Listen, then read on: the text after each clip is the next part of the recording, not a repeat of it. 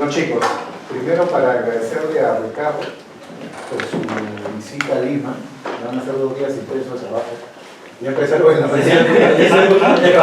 Llevamos 30 minutos de atraso, lo medio raro acá, porque acá somos viejos, matemáticos con los tiempos. Eso me dijeron que era medio alemán. Sí, pero no, pero totalmente comprensible, ¿no? Mire, para tratarles a Ricardo, como introducción, él es doctor en Derecho por la Universidad de Salamanca, también mi alma mater de España. Usted sí la dirigió Ignacio, ¿no? No, Laura. Laura Zúñiga. Cristina, perdón. Cristina Méndez, claro. Él es profesor además y director de Derecho Penal de la Universidad de los Andes, Colombia, que es una de las universidades más importantes del país mencionado. Y somos además miembros del grupo, ¿no?, de Criminalógrafos Nacional de la Universidad de Salamanca. Y a Ricardo yo lo conocí en el 2015 a propósito de un evento que tuvimos en la propia universidad. Y a partir de ahí nos hemos encontrado ya en varios foros. Y en los últimos tiempos vi que tenía mucho interés en un asunto que para nosotros ahora ha cobrado una línea de trabajo de primer nivel, que es el tema de Legal Tech, nuevas tecnologías. Entonces, a propósito de eso fue que lo invitamos y él ha tenido bien aceptar la invitación. Y yo te quiero agradecer, Ricardo, por tu visita. Vamos a trabajar este par de días en todo lo que se pueda.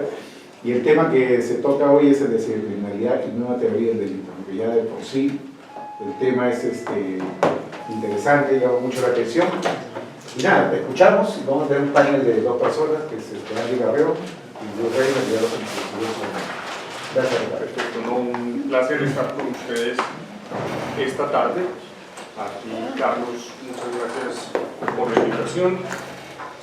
Y voy a ser muy honesto, este fue un tema que comencé a trabajar de tecnologías y teoría del delito a propósito de un texto que escribí sobre cibercrimen en Colombia, que se llama Los cibercrímenes, un nuevo paradigma de criminalidad, donde estudio básicamente toda la legislación. Y surge en una clase de Derecho Penal general. Surge porque tenía que dar imputación objetiva y como presupuesto para la imputación, naturalmente tenía que enseñar causalidad. Y en ese momento le contaba yo ahora a Luis, tuve que hacer una pausa en el salón y pensé, lo que estoy enseñando o es mentira o no es así. Y a partir de allí surge este pequeño texto que se publicó en Nuevo Foro Penal, que es una revista muy conocida que maneja el profesor Juan Roberto Sotomayor Acosta y Alfonso Cadavid en Medellín. Y básicamente parte de varias ideas. Lo primero que habría que advertir es que en los últimos 130, 140 años toda la teoría del delito se ha construido y ha tenido como fundamento una causa de naturaleza objetiva. Es decir, las primeras construcciones en materia de derecho penal en Alemania, pero también en Italia, fueron construcciones de naturaleza causal. Y todas esas construcciones pues, tuvieron desarrollos importantes durante todo el siglo XX. La mayoría de los delitos para los cuales está diseñada esa teoría son delitos de naturaleza material, los hurtos comunes en la calle, los homicidios, las lesiones personales, y son delitos que tienen 2 características. La primera, son delitos esencialmente analógicos, y la segunda, que producen resultados de naturaleza material, algunos de los cuales admiten obviamente tentativas. Con el surgimiento de los cibercrímenes el paradigma empezó a cambiar, porque ya no estamos hablando simplemente de resultados de naturaleza material o de resultados verificables en el mundo exterior, sino de resultados absolutamente inmateriales que no dejan de ser resultados, como veremos en su momento, y que sin embargo no tienen la misma línea en la lógica de causalidad, o por lo menos no la causalidad como la hemos entendido en este ámbito. Hablamos de daños informáticos y claramente un daño informático no es quiebre esta ventana en términos de acción, resultado y causalidad, sino que hablamos de la destrucción de información informatizada contenida en infraestructuras informáticas cuya acción, como veremos, tiene unas características muy particulares. O la transferencia no consentida de activos. Nadie duda que si te envío en este momento un email con un archivo malicioso y causo la destrucción de la mitad de la información de tu equipo, hay un resultado. Y sin embargo no es el mismo resultado que estamos acostumbrados en términos de esa teoría del delito. Eso nos obliga a replantear las categorías tradicionales. No estamos estudiando exactamente lo mismo en términos generales. El delito pasa de ser puramente analógico, en muchos casos, a un delito con infraestructuras mixtas, analógicas y virtuales. Y la virtualidad, como lo veremos más adelante, pues cambia las estructuras. La criminalidad hoy, en consecuencia, se da, en la mayoría de los casos, cuando hablamos de cibercrimen, que luego distinguiré de delito informático en sentido estricto, en lugares absolutamente deslocalizados. La mitad de las teorías, de von List a Zaffaroni, definen la acción como una acción en el mundo exterior que tiene volumen, tiempo y espacio. Esas características cambian por completo cuando hablamos esencialmente del cibercrimen. El cibercrimen se da en consecuencia, primero, en una sociedad altamente mediatizada, en lugares deslocalizados, usualmente desregulados, como la web y las redes. Recuerden que hay una pequeña diferencia entre web y redes, entre otras cosas porque el web es una estructura mucho más general, las redes son interconexiones mucho más particulares. Y a pesar de los beneficios que comporta esencialmente el Internet hoy, esos nuevos lugares delocalizados nos modifican todas las estructuras, no solo la parte general de la que hablaremos, sino también la parte procesal en términos probatorios, pero fundamentalmente temas de competencia y de colaboración. No es lo mismo hablar de la competencia en un delito de homicidio que la competencia en un cibercrimen cometido en un lugar delocalizado, donde el factor territorial juega un papel mínimo en la estructura de hecho. Entonces entendemos que tenemos que construir unos factores de competencia que nos ayuden a trabajar. Los cibercrímenes se caracterizan por otra cosa, a diferencia de los delitos analógicos, y es que los resultados de los cibercrímenes pueden ser perfectamente automatizados. No solo automatizados, son descentralizados, son masivos. Los efectos de los cibercrímenes pueden sobrepasar siempre el factor individual. Y en consecuencia las características de esa descentralización, de la automatización, de la masividad y del empleo de usos técnicos también cambian, digamos, el concepto de teoría. Miro dice que la teoría del delito moderna no satisface los cibercrímenes de naturaleza compleja. Pero para eso tengo que hacer una serie de distinciones. La primera es, ¿cuál es la diferencia entre cibercrimen y delito informático? Mucha gente suele confundirlos o suele asimilarlos, y a mi juicio de manera indebida, y eso tiene otras consecuencias. Para mí, el delito informático en sentido amplio es todo delito común que puede ser realizado utilizando infraestructuras informáticas o telemáticas. Una estafa, una extorsión, una injuria, cualquier delito común que pueda ser empleado, pueda ser realizado empleando como medio las redes. Gracias. Una extorsión no deja de ser extorsión si se utiliza el correo electrónico, Facebook o cualquier otro instrumento. Lo mismo la estafa. No deja de ser una estructura común en la que se emplea un medio común. De hecho, la esencia característica de la estafa es la ingeniería social. La mitad de los delitos que conocen como cibercrímenes, que no son cibercrímenes, sino delitos informáticos en sentido amplio, implican engaño y en consecuencia no son verdaderos cibercrímenes. En los delitos comunes se manipulan personas, en los cibercrímenes se manipulan infraestructuras. Y esa es una de las grandes diferencias, por ejemplo, entre la estafa y las transferencias no consentidas de activos. Entonces, digamos que la esencia inicial del cibercrimen es ser distinto técnicamente al delito ordinario. En el cibercrimen lo que tengo es una conducta esencialmente mediática, es decir, que nace, crece, muere y tiene sus efectos de naturaleza fundamentalmente inmaterial en las infraestructuras y utiliza como medio y objeto la infraestructura misma. Piensen, por ejemplo, en un daño informático. El ejemplo que puse del correo electrónico que implica un software malicioso o la infección de su equipo para generar un ransomware, que es un secuestro de datos que es mixto, entre otras cosas porque es un delito de obstaculización de la infraestructura y de los datos más una extorsión añadida. Pues esos delitos no trascienden desde ningún punto de vista el sistema informático. Si yo envío el correo, lo único que tengo que hacer en términos generales es hacer un clic, pero el delito no se reduce a un clic, ya veremos en qué consiste esa estructura. El clic es parte de la estructura de la acción, pero no es la acción. Y en consecuencia todo el proceso se da entre la infraestructura, el usuario, por una parte, y las instrucciones que dan lugar al procesamiento de datos que terminan en su equipo y producen un daño informático severo, como el borrado de datos, etcétera, etcétera. Ese es un verdadero cibercrimen. O la utilización de software malicioso para impedir que usted tenga acceso a sus datos, los encripte, por ejemplo. O simplemente la transferencia no consentida de los activos escriturales de su cuenta de ahorros a otra cuenta. Allí todo el procedimiento se da en un mundo esencialmente virtual, no tiene las mismas características que tiene el delito. Si hablamos en consecuencia de crímenes, estamos hablando de crímenes en una sociedad absolutamente modificada en términos mediáticos, con grandes impactos sociales y económicos. ¿Cuáles en general serían en consecuencia las características fundamentales de estas estructuras? Con una aclaración metodológica. Y abro un paréntesis muy sencillo. La mitad de Latinoamérica hace esta distinción. Y en consecuencia la metodología legislativa que utiliza, incluyendo el Perú, en sus dos leyes sobre delitos informáticos, es la de crear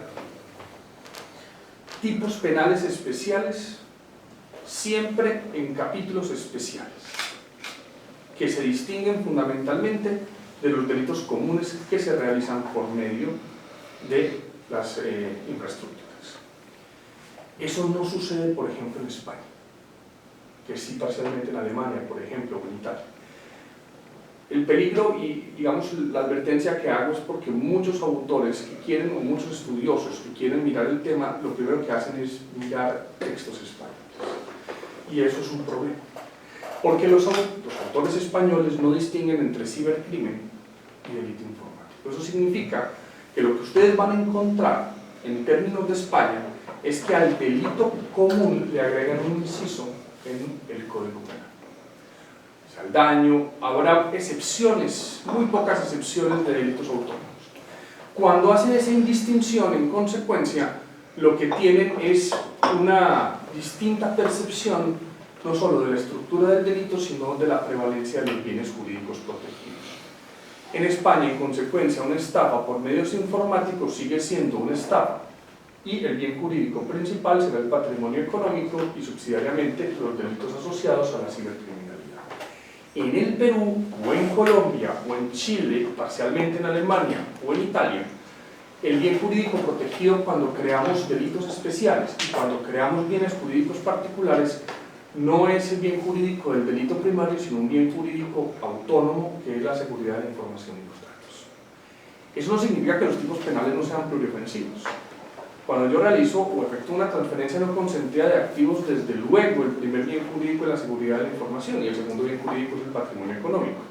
Pero la diversidad de órdenes en las estructuras de los bienes jurídicos implica una interpretación diferencial y distinta. Por eso no son compatibles la mayoría de textos latinoamericanos en este tema con los textos españoles. Cierro paréntesis.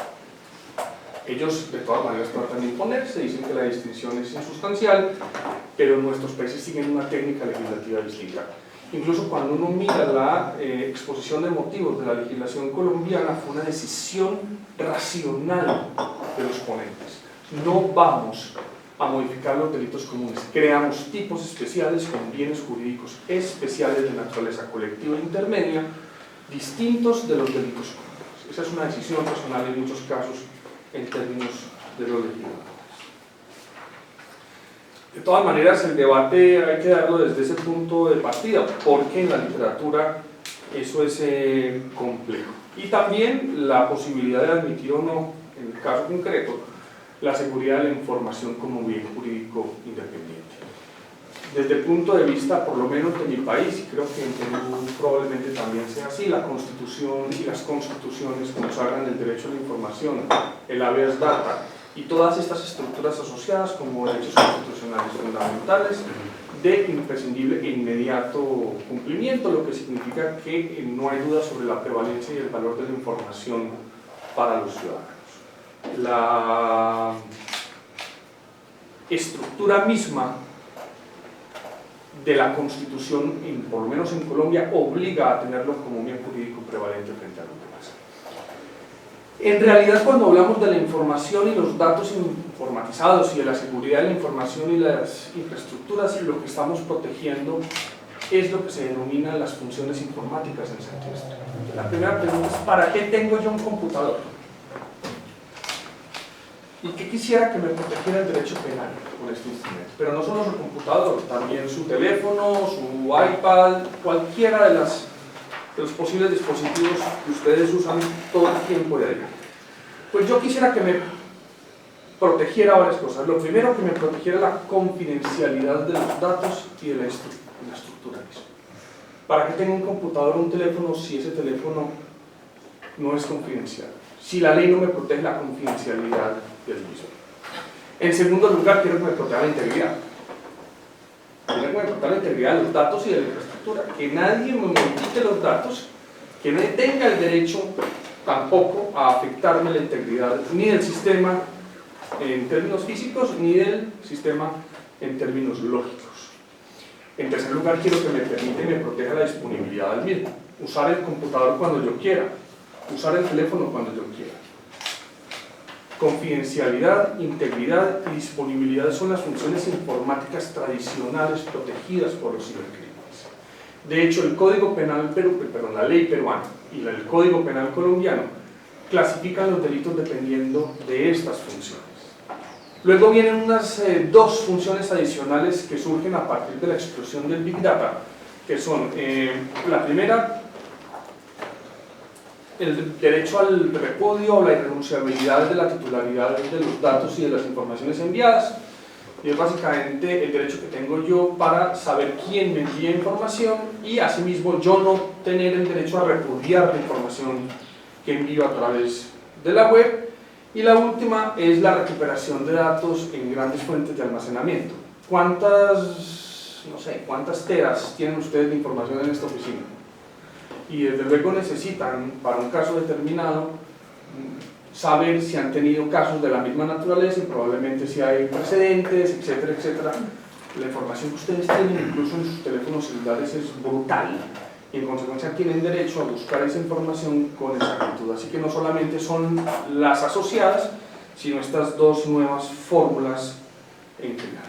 También se trata de un bien jurídico muy particular, el de la seguridad, porque a diferencia de los demás bienes jurídicos colectivos, es de los pocos que a nivel nacional, tanto aquí como en Colombia, admite el consentimiento. ¿Cuándo han visto un bien jurídico colectivo por intermedio que admite el consentimiento?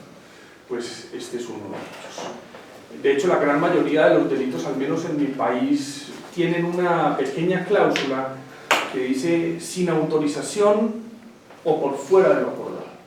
En consecuencia, el consentimiento en estas estructuras es un elemento clave, en general en todos los delitos.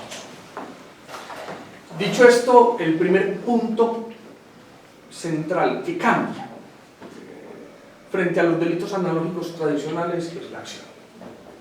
Y eso es natural. Ya no hablo de la acción analógica, no estoy hablando de la puñalada, del apoderamiento, no estoy hablando de las acciones corrientes. Estoy hablando de una estructura completamente distinta y sigue siendo una conducta humana, claro, en los términos generales de la teoría del delito. Los elementos mensurables no es que no existan, sino que cambian en el ciberespacio. No es lo mismo hablar de distancia en términos del ciberespacio que la distancia que hay entre el sujeto que propina la puñalada y el que la recibe. No es lo mismo hablar de la velocidad del ciberespacio que la de la acción del sujeto en la vida real. No es lo mismo hablar de la intensidad, la energía o el volumen en ese tipo de estructuras. La acción es completamente distinta.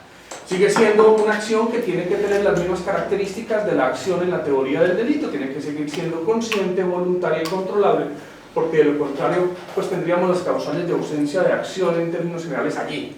Es decir, el caso fortuito, fuerza mayor, estado de plena inconsciencia, etcétera, que impedirían cualquier alegación en relación con la conducta criminal. Pero tiene características fundamentales. La primera, la virtualidad. ¿Qué es un software? Pues un software es básicamente un programa que permite aceptar instrucciones en el sistema. Piense en una cosa muy sencilla, piense en la orden de imprimir. ¿Cómo hace usted que un documento se imprima cuando está en Word? Pues simplemente espicha un botón. Pero espichar un botón en estos términos es dar una instrucción a través de bits. Se da una instrucción y el equipo procesa la instrucción y la instrucción termina en la impresión física de la hoja que usted ordena. Entonces todo el sistema opera a través de instrucciones de naturaleza virtual y produce resultados. Produce resultados materiales o analógicos o virtuales, pero produce resultados.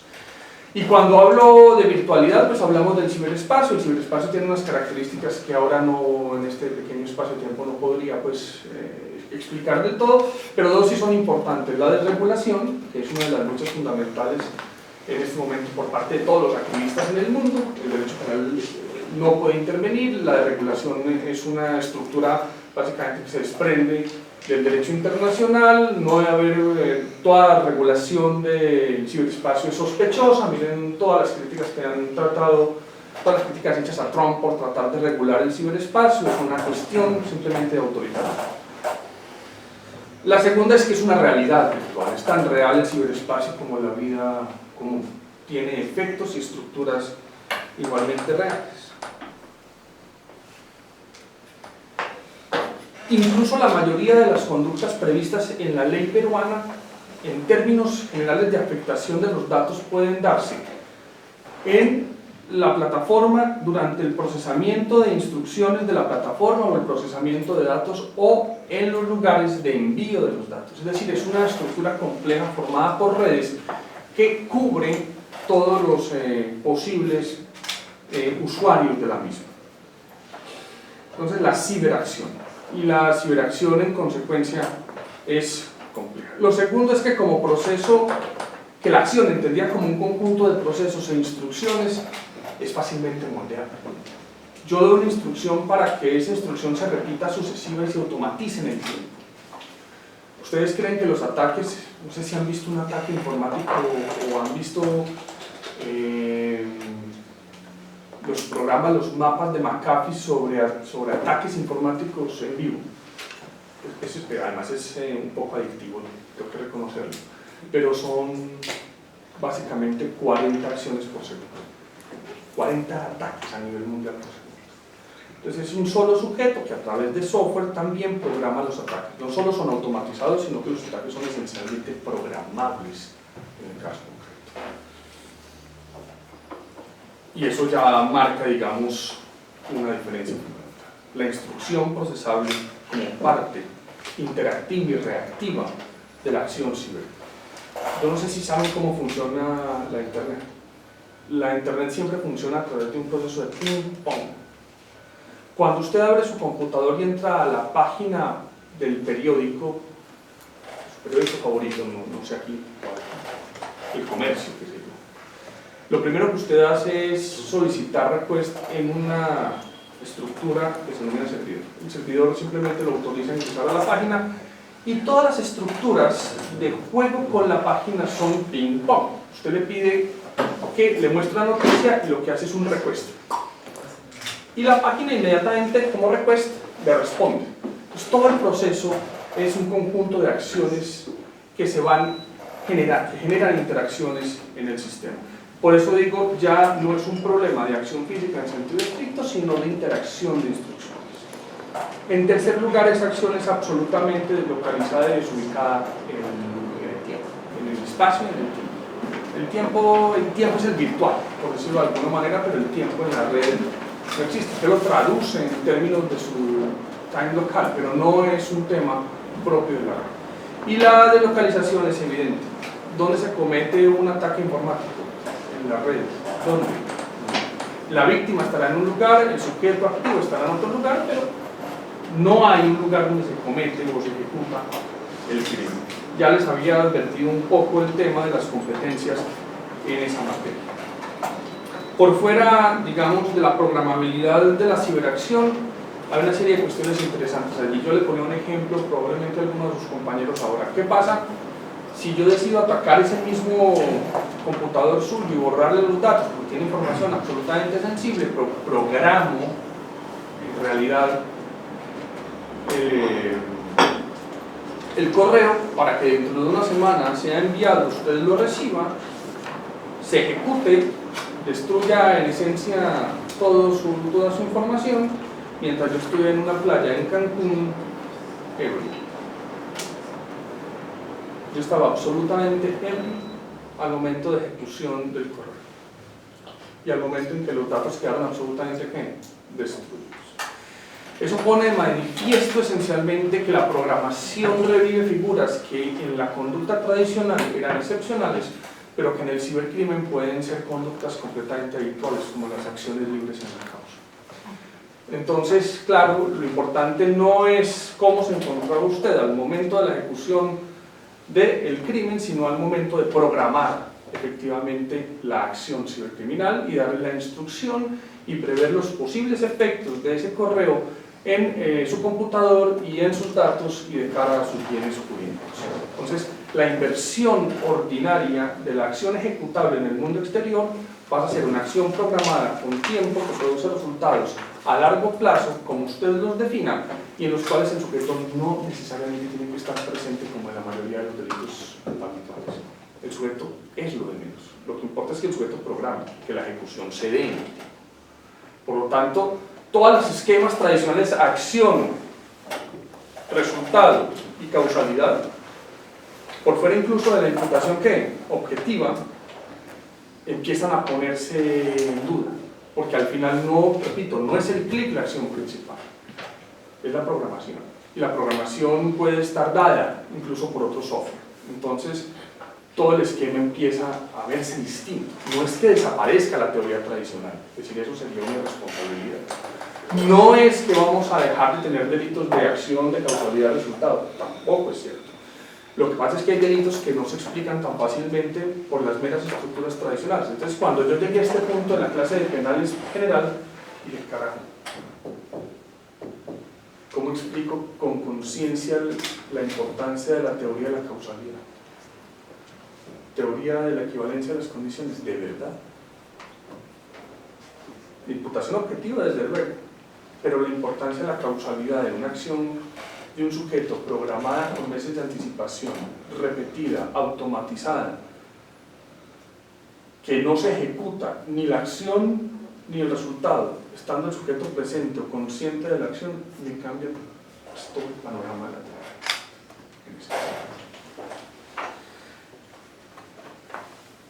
Si además lo miro desde esa perspectiva, la ciberacción no es una conducta única, es un proceso complejo.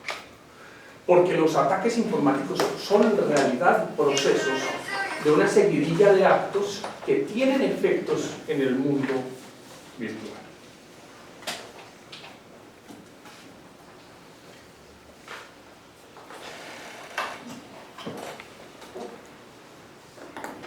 Cuando usted se quiere apoderar de una cosa, ¿qué hace?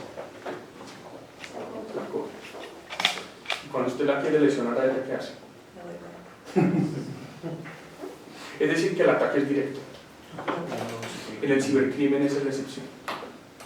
En los cibercrímenes los ataques no son directos, doctores. Sería muy tonto realizar un ataque directo y en consecuencia la acción es una acción que, sin ser una acción que represente una autoría inmediata, tiene unas estructuras muy particulares. Les voy a poner un ejemplo. Yo quiero apoderarme, tomar control y tener privilegios en todos los sistemas informáticos de las personas presentes en esta sala. Y no solo de ustedes, sino de todos sus amigos. ¿Qué creen que voy a hacer? Una cosa sencillísima. Le mando a Luis un meme. ¿Saben qué es un meme o no? Luis es memeadito. ¿Qué hace usted con un meme? Pero lo hace automáticamente ya. Y un meme puede estar infectado con software malicioso, espía, o software de control, o con troyanos. ¿Sí?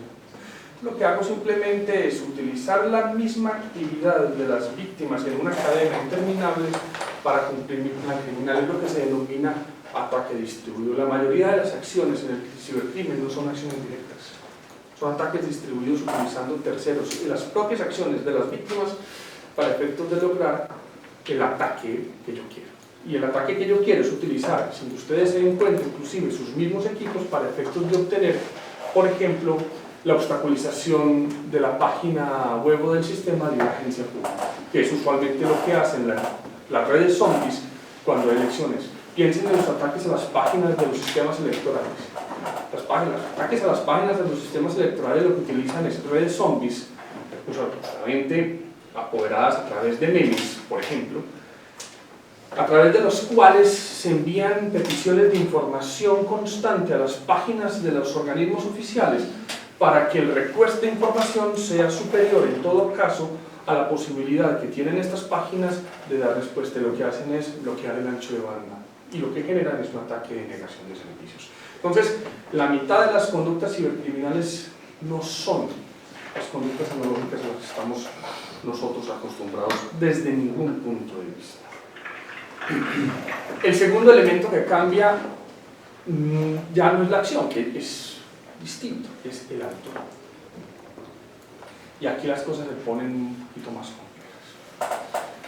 Claro, cuando ustedes se preguntan quién es autor, usualmente recurren a la teoría o del dominio del hecho, dependiendo de la clase de delitos, a un delito de infracción de deberes, etc., pero siempre van a recurrir a las teorías tradicionales.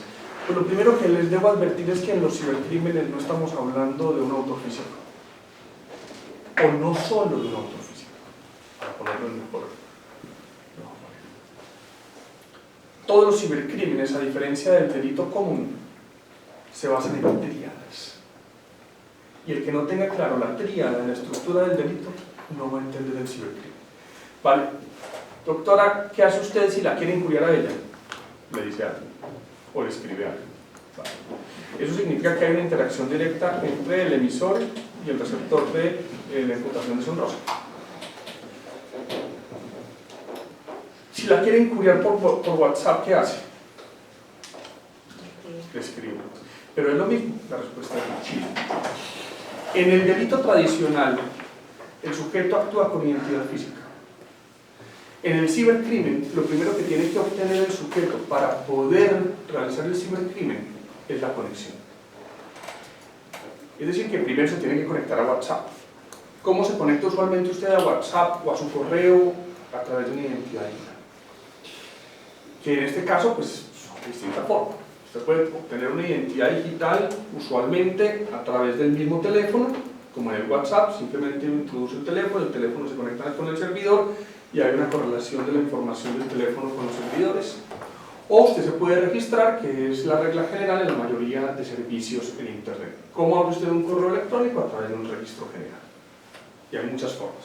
De hecho, cada uno de ustedes tiene tantas identidades digitales hoy en el mundo como cuantos servicios tenga. Tiene una identidad para su correo personal, una identidad digital para su correo privado, una identidad digital para WhatsApp, etcétera, etcétera. Tiene muchas identidades.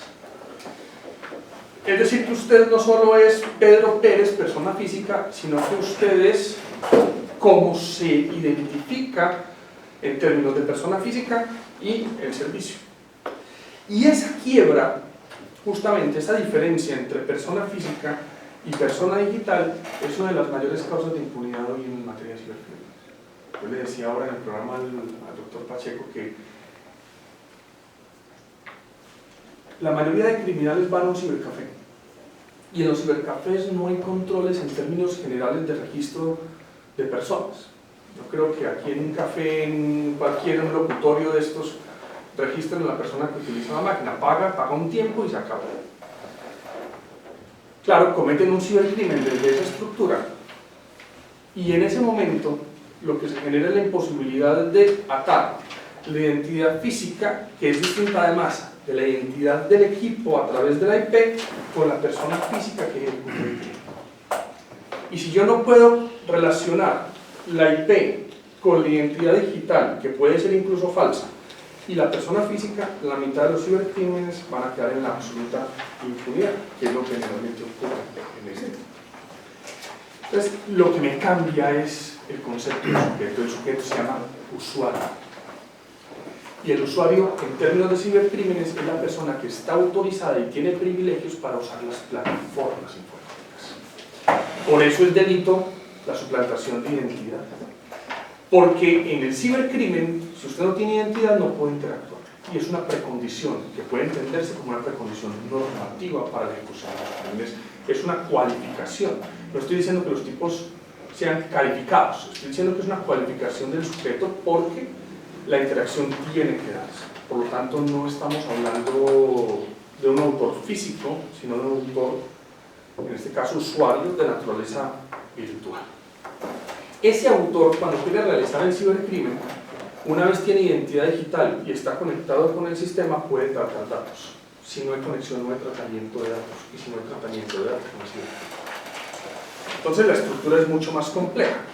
Si yo lo quiero injuriar a usted, primero tengo que estar conectado, tengo que ser usuario y tengo que tener la disposición del sistema para poder tratar datos. ¿Qué significa tratar datos en términos del sistema? Doctor, escribirle el insulto por WhatsApp. Porque es un tratamiento de datos. En consecuencia, el usuario utiliza el sistema para el tratamiento de datos. Ahí está la triada: usuario, sistema, datos. Y lo que pasa en ese momento es que el mismo software permite que llegue al correo de la otra persona, pero llega a través, ese dato llega a través de la infraestructura, y esa infraestructura es la que le permite al usuario del otro teléfono obtener la información injuriosa. Entonces la estructura del crimen de injuria es 3 veces más compleja como como delito informático que como delito común de expresión en términos generales. Por eso usualmente en la mayoría de ordenamientos jurídicos, incluyendo el colombiano y el peruano, ese tipo de medios suponen agravantes genéricas del delito, porque el medio es mucho más complejo en términos del desvalor de acción del comportamiento que el medio común del delito tradicional. La tríada informática. Otra característica fundamental hoy de las ciberconductas es que admiten ser pseudonimizadas y admiten todo tipo, digamos, de actividades de encubrimiento de la identidad. Hablábamos también de WhatsApp, ¿se acuerdan? Aunque yo no creo que sea infalible hoy, es perfectamente hackeable. Pero si ustedes miran WhatsApp, hasta hace un tiempo creíamos que era seguro, y lo primero que pasa cuando usted abre una conversación es que le dicen que la conversación será encriptada. No, es un derecho en la mitad de las estructuras de Europa, el término de pseudonimización, que es una fracción de los paquetes de datos entre los autores, la información y el receptor, es un derecho fundamental. Pero al mismo tiempo ese derecho fundamental nos permite facilitar la ejecución del crimen y nos permite facilitar la ejecución de conductas en términos de criminalidad organizada. Incluso en términos generales, ahora lo hablábamos con Luis, las mismas estructuras de pseudonimización y de protección, digamos, de la información se pueden realizar a través de sitios deslocalizados absolutamente seguros como la Deep Web. Y en consecuencia lo que tengo es un incremento de la seguridad de sitios que no aparecen en los servidores de búsqueda tradicionales y que requieren un software especializado más unas contraseñas especializadas. Y en ese tipo específico de lugares, pues lo que encontramos es el crimen real. No en la web ni en la calle, ahí es donde encontramos las ventas de tráfico de drogas entre carteles mexicanos y el ELN en Colombia, o encontramos las ventas de órganos ilegales, medicamentos ilegales, es decir, toda la industria criminal está allí, incluyendo la terrorista. Es decir, hay toda una serie de fenómenos todavía más complejos. Claro, si la estructura del cibercrimen se da por medio de una acción, me produce un resultado fundamentalmente lógico, no necesariamente material en la mayoría de los casos, pues lo que tengo es un reemplazo fundamental en principio de la teoría de la causalidad por la teoría del dominio lógico. Es una causalidad lógica, es una estructura completamente virtual. Y el dominio lógico también va a tener influencia cuando empecemos a hacer construcciones en términos de los riesgos jurídicamente desaprobados en materia de imputación, porque los riesgos son distintos. Y si yo tengo un sitio absolutamente desregulado, pues ¿cuál es la fuente de los riesgos jurídicamente desaprobados? ¿Es local? es internacional, son aplicables los riesgos nacionales e internacionales. Hay parámetros que todavía no hemos mirado del todo. Para finalizar, en términos del autor, viene lo que creo que va a ser el trabajo fundamental de los próximos 20 años, que es la modificación de la autoría en términos de inteligencia artificial. Porque es que, claro, el tema no es tan simple. En términos de inteligencia artificial, lo que tengo es una entidad o una gente que tiene la capacidad de aprender, adaptarse, pensar por sí solo y a desarrollar actividades de manera autónoma por fuera del algoritmo original, que tiene capacidad de comunicación, que tiene capacidad de transmisión de datos, de preservación mucho mayores que nosotros, en pocas palabras, mucho más inteligentes. En consecuencia, ya no solamente hablamos de un sujeto con conexión digital, sino que podemos empezar a reemplazar a personas comunes por agentes programados, droides, androides o inteligencia artificial, que sería un agente de quinto nivel o de cuarto nivel, dependiendo de las clasificaciones, mucho más complejo que lo que tenemos hoy.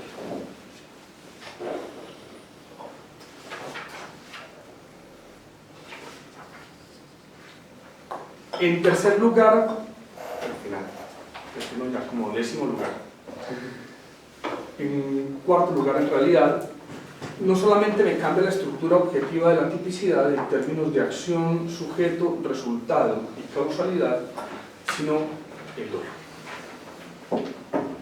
Claro, que si yo estoy borracho en una playa de Cancún, cuando fundamentalmente se ejecuta la conducta criminal y se produce el resultado, la pregunta es: ¿de qué clase de dolo? ¿Del dolo al momento de la programación?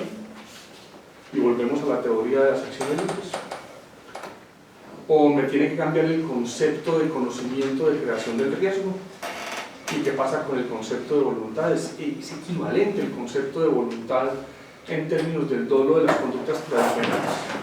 ¿O toda la estructura del dolo se va a basar en un dolo eventual por la no disminución de riesgos en la creación de riesgos informáticos para la afectación de bienes jurídicos? O sea, el dolo no es el conocimiento actual o actualizable de realizar una conducta en términos generales. Porque, repito, no necesariamente, y en general la mayoría de estas acciones ni siquiera son conocidas por el sujeto al momento de la realización de la acción.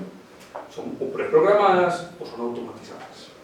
Y el sujeto no sabe en realidad qué está pasando en términos de las instrucciones. Sabe que da una instrucción, pero además el proceso de previsibilidad cambia, porque una cosa es prever la acción que usted los efectos de la acción que usted ejecuta, y otra muy distinta es prever los efectos de una acción frente a una infraestructura que usted programa, que pueden ser o no más o menos confiables según la clase de infraestructura que está utilizando.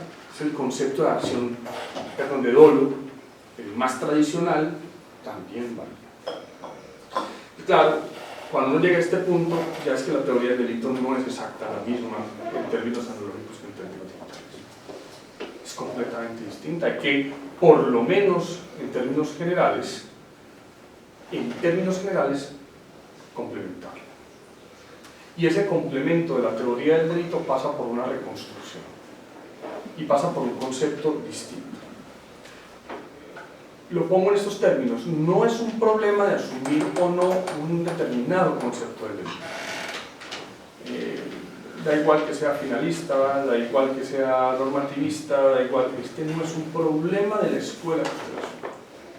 Este es un problema de las estructuras fundamentales, de las características fundamentales de la tipicidad y probablemente de la culpabilidad.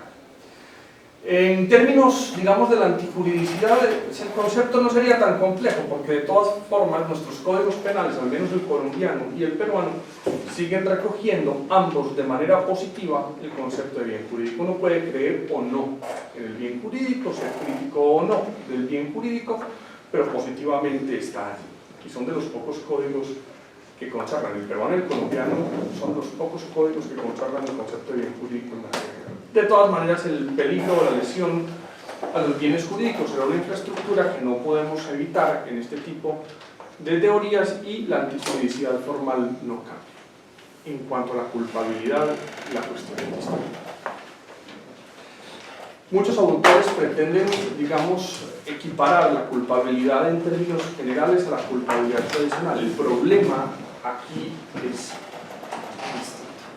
No es un problema esencialmente de poder actuar de otro modo, sino un problema del dominio en términos generales de la motivación al momento de la realización del hecho, el que va a variar en términos de la estructura de la culpabilidad.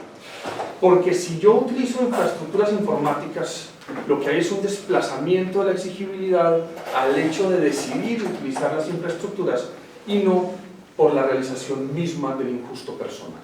En consecuencia, a mí me están haciendo responsables por el indebido uso de la infraestructura y los efectos que produce, y eso, en principio, como diría Alfonso Cabil, tendría más parecido en todos los casos a una imprudencia que a un hecho doloso.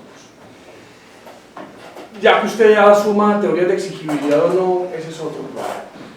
Pero lo que sí es cierto es que la culpabilidad cambia sustancialmente cuando le cambia la tipicidad.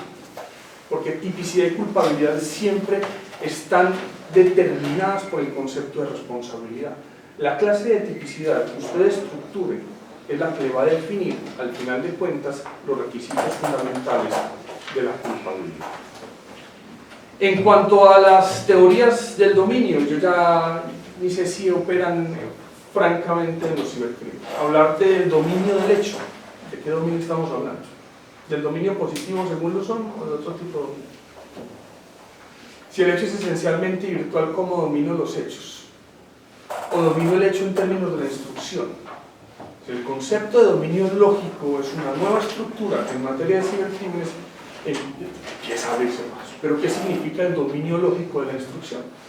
Y eso es tan complejo que aún no nos ponemos de acuerdo. La mitad de los ingenieros entienden que dominio específico del hecho informático solo lo tiene el programador, no el usuario, por ejemplo. Porque es el que determinó el funcionamiento y las respuestas de la infraestructura frente a la acción del usuario. El usuario simplemente sería un complemento en términos del dominio. Así que solo es un administrador del dominio lógico. El verdadero dominio lo tiene quien crea el software como elemento de programación. Entonces ya me entenderán el dilema cuando yo empecé a hablar de causalidad en la clase. Porque es que no es lo mismo, independientemente de que usted crea o no crea en la causalidad, el solo hecho de pensar en la teoría del error es difícil. El sujeto sabía que estaba realizando en ese momento una acción dirigida a producir un daño informático. No, estaba borracho, dormido en la piscina del hotel de Cancún. Ah, pero es que ¿qué? Entonces ya no hablamos de lo actual, volvemos al mismo punto, acción de libres en la causa. Y esa es la esencia del dominio lógico de la acción en la teoría del cibercrimen.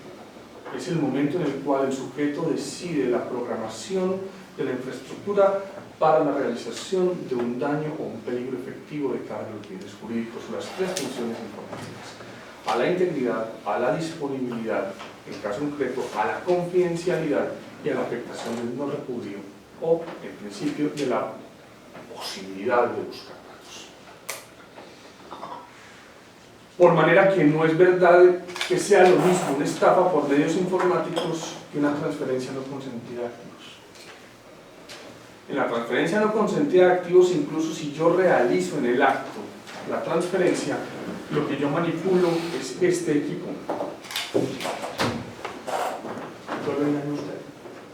No hay ninguna relación específica entre el sujeto activo y el pasivo.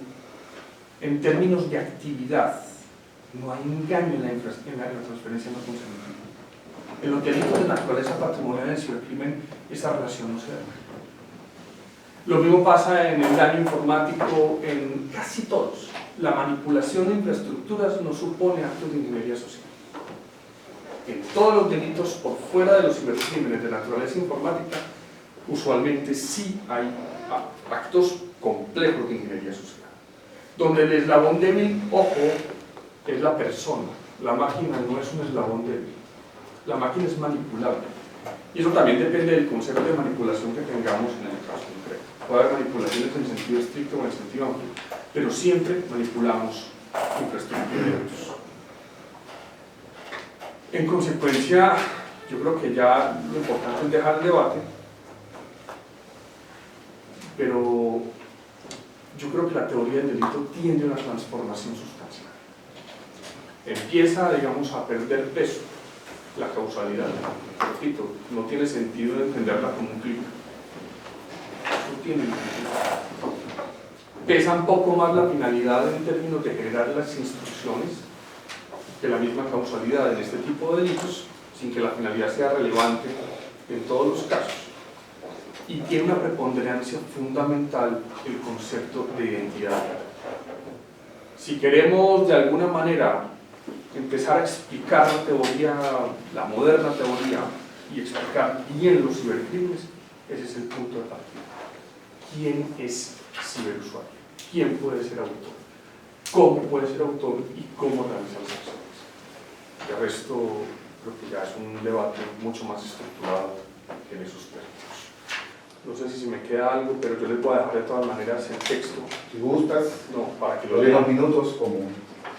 Yo prefiero debatir, me Vale. parece más chévere Muy bien. que debatamos, porque el texto lo pueden leer, Sí, lo sí, pueden... sí, sí.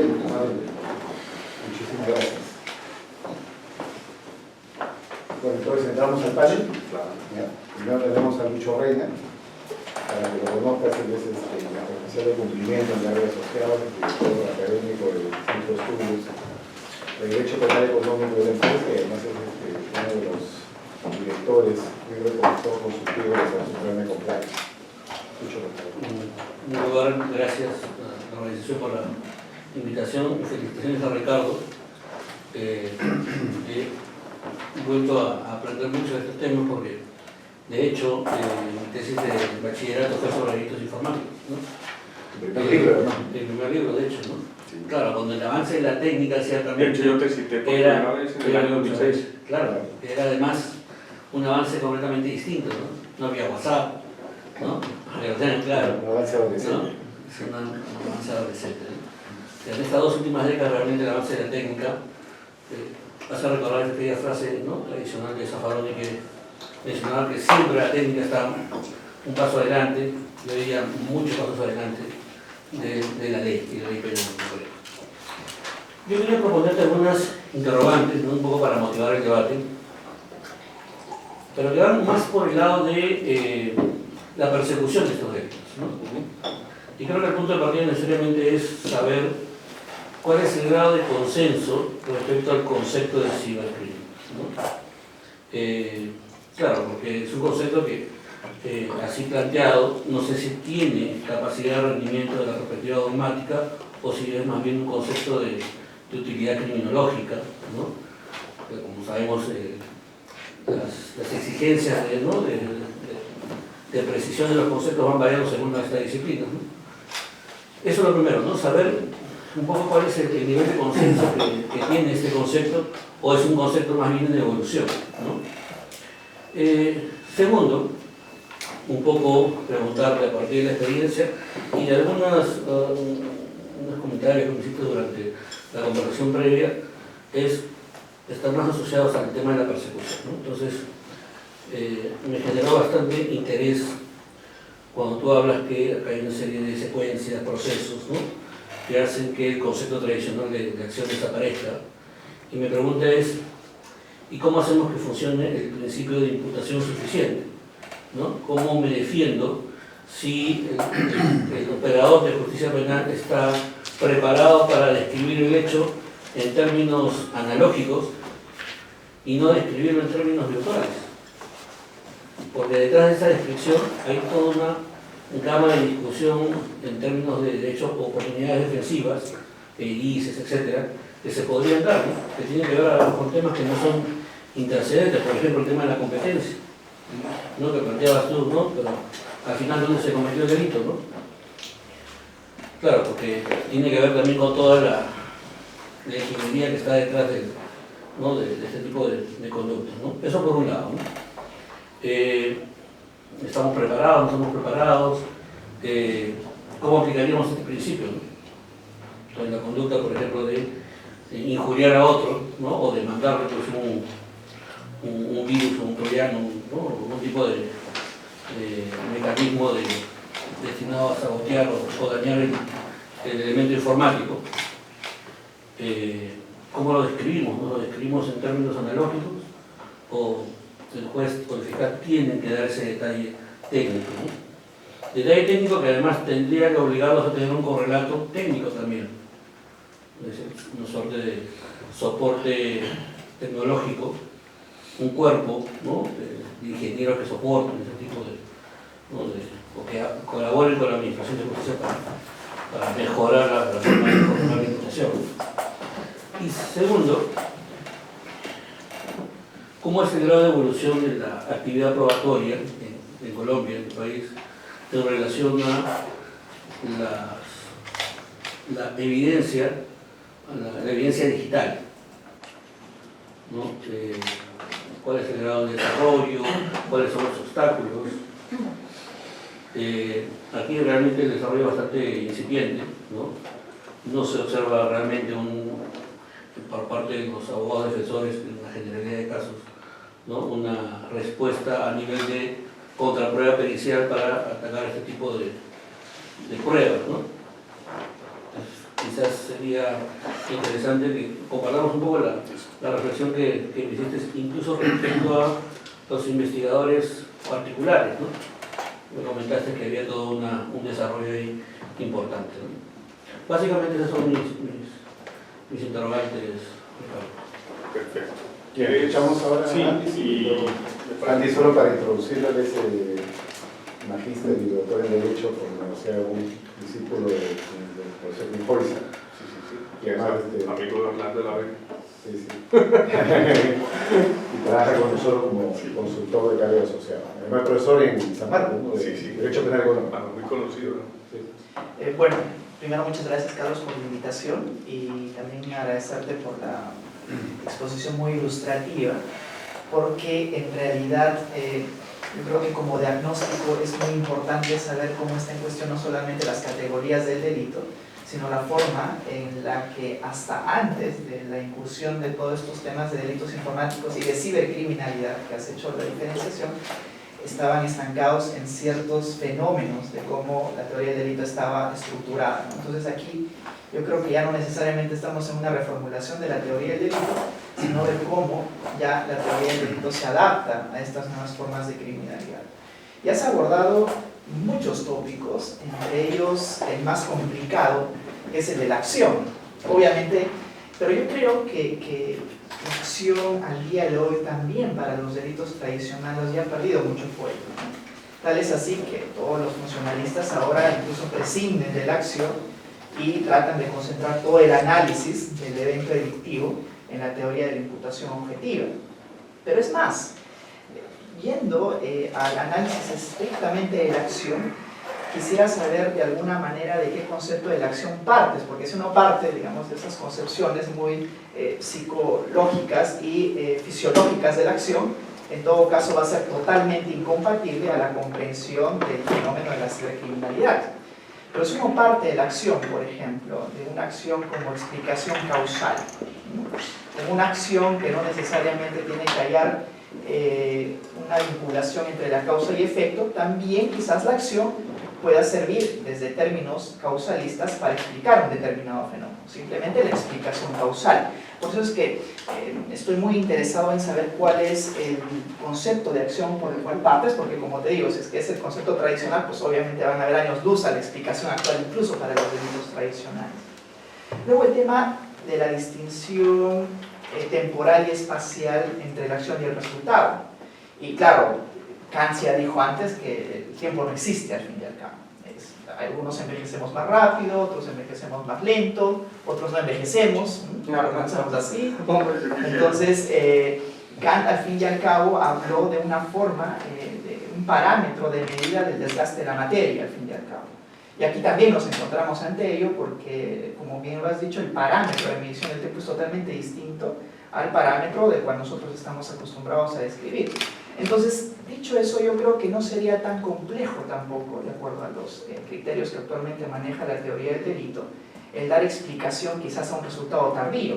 Es más, de hecho existen ya, dentro de los puestos en los cuales hasta ahora se ha venido analizando en la dogmática penal, resultados que pueden ocasionarse o efectivizarse años después de la causación del propio resultado.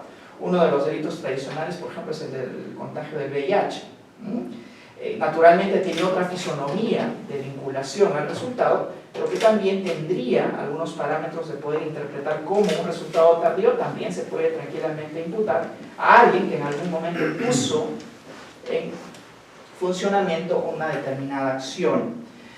Y respecto, bueno, es que has abordado casi todas las etapas de la teoría del delito. Es difícil en este momento abordar cada uno de ellos, pero que me ha interesado también es el del acto liberi in causa, ¿no?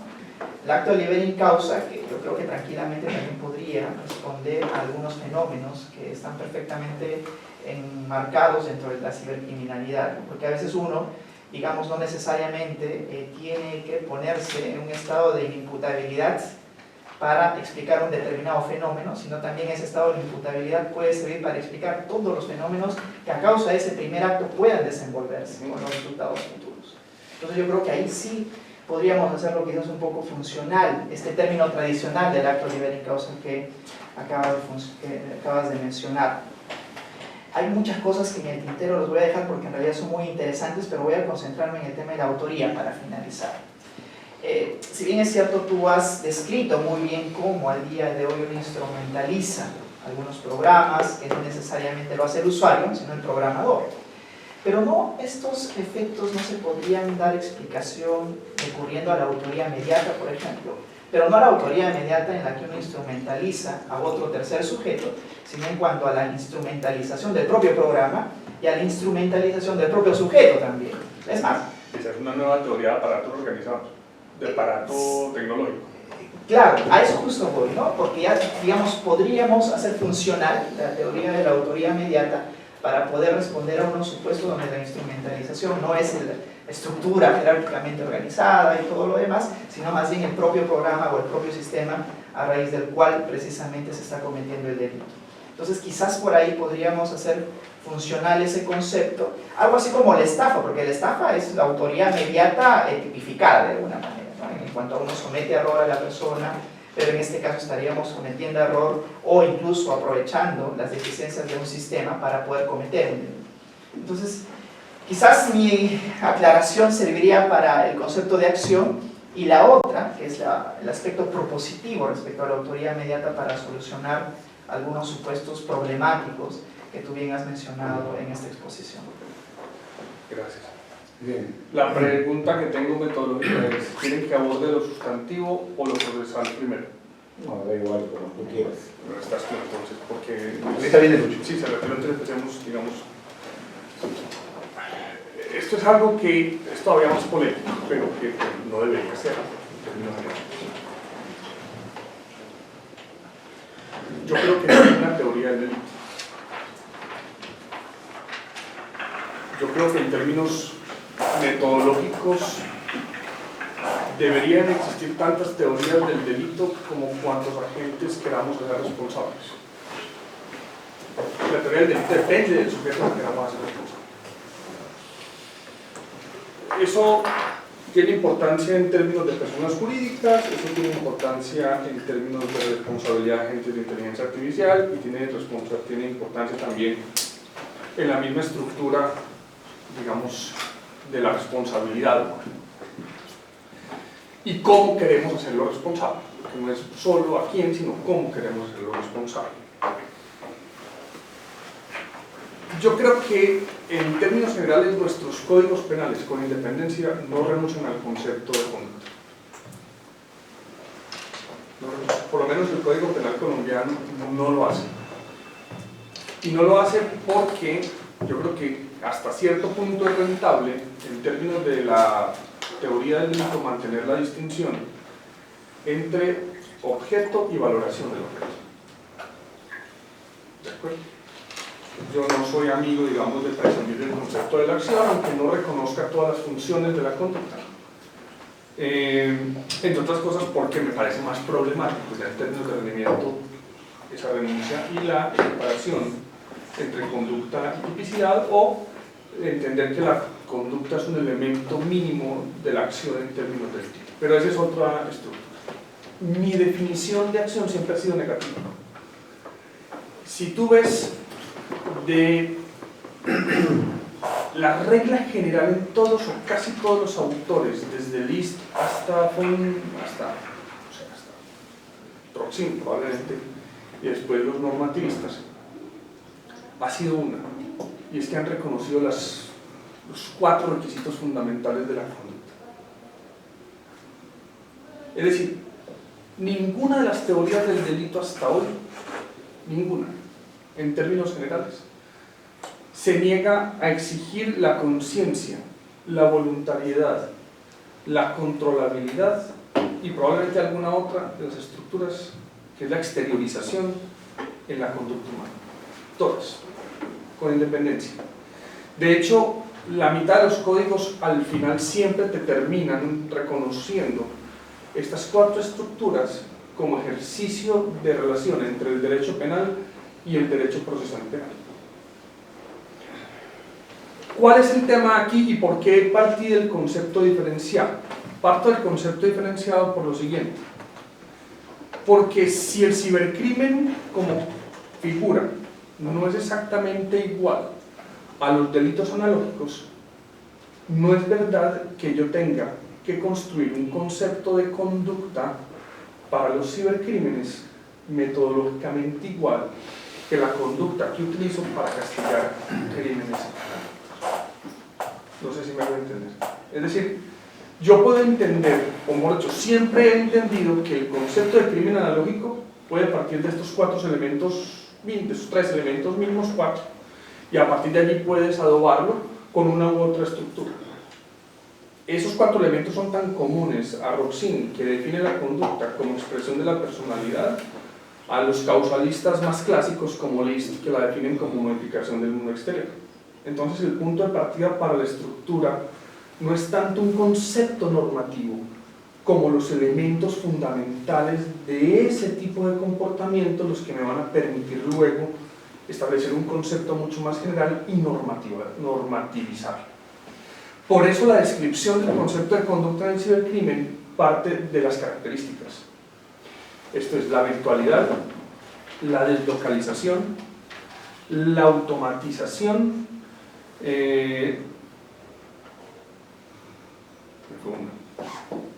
disponibilidad. Es decir, de las características propias de la conducta ciber. Porque claro, no son exactamente los mismos, es todo lo contrario. No tiene que haber presencia física del sujeto. No tiene que haber voluntariedad del sujeto al momento de cometer la acción, sino al momento de programarla. No tiene que haber una acción en el mundo exterior, la acción es esencialmente virtual. No tiene, todas las características de una y otra conducta son incluso contrapuestas. Por lo tanto, yo no parto de un concepto justificador de la acción en términos de una teoría del delito, sino de las estructuras mismas que caracterizan la acción para luego darle algún contenido cuando lleguemos a ese momento, porque es que la verdad tampoco hemos llegado tan lejos, de hacer una teorización sobre la conducta. Hablamos simplemente de ciberconducta por las características propias y la tratamos de distinguir de la acción común que explican las teorías del delito. Que las diferencias existen sin lugar a dudas. Que afectan el concepto de delito también. Mi problema no es la adecuación típica de una conducta, mi problema es que la estoy adecuando pensando en términos generales que se trata de una acción analógica, de una acción analógica, y valga la redundancia, tratando de hacer una analogía entre la acción común y la acción ciber, y ahí está el error metodológico. Es como si yo tratara, sé que son cosas distintas, pero sin embargo, todavía insisto en que la acción del cibercrimen tiene que tener los mismos requisitos que la acción del crimen. Pues claro, cuando uno entiende que no, se le abre un mundo entero por descubrir, porque resulta que son acciones completamente diferenciadas. Entonces, eso es lo primero. No es que sea una acción fisiológica, no puede ser. Lo fisiológico, el clic. La acción fisiológica del sujeto la puedes definir en términos ontológico-normativos, da igual. Pero lo que debe quedar claro es que en el cibercrimen no estamos hablando solo de la acción experta, que es una acción mixta combinada entre el sujeto y la infraestructura, que la acción no se agota en el ser humano, que la acción se extiende al equipo y por lo tanto no es en esencia la misma acción, es un proceso de manipulación de la infraestructura. Por eso es tan difícil, digamos, de estructurar en términos teóricos. ¿Puede haber concepciones reduccionistas? Desde luego. Es lo más fácil. Por eso los españoles son reduccionistas. No me interesa crear una estructura del delito, sino entender que todo es un delito común que realizas a través de un medio. Pero cuando llegan al proceso penal, se dan cuenta que es que el sujeto en efecto estaba borracho, dormido cuando ejecutó la acción de daño informático y en consecuencia tienen que echar mano a toda una serie de explicaciones que no casan porque el concepto que están valorando no es esencialmente el mismo objeto de la conducta tradicional. Yo no creo que hablemos o tengamos que hablar de adaptación en el sentido estricto, lo que pasa es que este tema del cibercrimen no lo han estudiado en esa línea. Hasta ahora casi todos los estudios, y Luis, yo creo que en eso probablemente me da la razón, entre 1974 y más o menos el año 2000, el énfasis de estudio de la ciberacción y el énfasis de estudio de los cibercrímenes no era la estructura dogmática del delito, sino el criminal. Era un concepto más criminológico, por ahí vuelvo ahora más adelante, pero hoy esa perspectiva cambia. Entonces tenemos que empezar a analizar cada uno de los elementos. Causalismo, pues puede ser, o sea, sí, pero también cualquiera, digamos, repito, no es el concepto del delito, sino las características las que me pueden dar una estructura mejor. Es que no sé quién me lo puso, creo que fue.